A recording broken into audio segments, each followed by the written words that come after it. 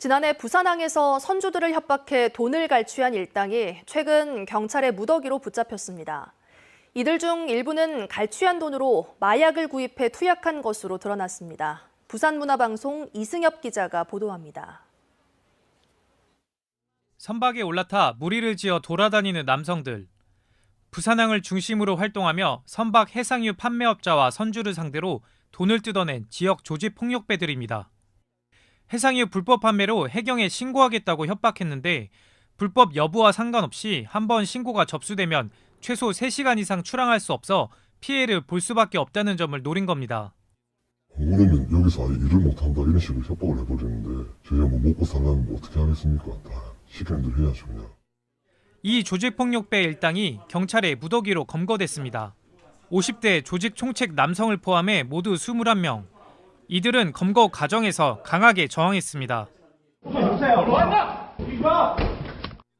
지난 2022년 11월부터 지난해 6월까지 부산항 4부두와 5부두에서 해상유를 공급하는 판매업자와 선주를 찾아가 해경 신고를 빌미로 한 사람당 적게는 50만 원, 많게는 400만 원을 요구하며 무려 145차례에 걸쳐 모두 3억 원가량을 뜯어낸 혐의를 받고 있습니다.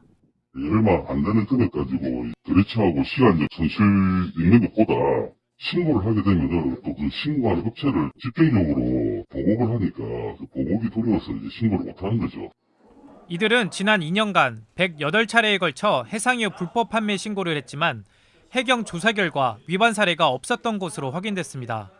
1급 보안시설인 부산항엔 내부 직원이라고 말하며 관계 기관을 속여 들어왔고 부산항의 한눈에 내려다 보이는 곳에 사무실을 마련한 뒤 고성능 카메라와 망원경까지 동원해 범행 대상을 물색할 만큼 치밀했습니다. 특히 이번에 검거된 조직원들 중 6명은 갈취한 돈으로 마약을 구입하고 직접 투여까지 한 것으로 드러났습니다. 총책은 교도소 및 사회에서 알게 된 조직원들을 모집하고 갈취 방법을 등 전반적인 범행을 기획하고 지시하였습니다. 검거된 일당 중 12명은 공갈 등의 혐의로 구속됐습니다.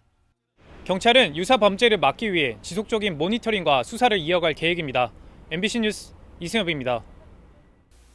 언제 어디서나 내 손 안의 뉴스. 광주 MBC 뉴스 유튜브 구독으로 함께하세요.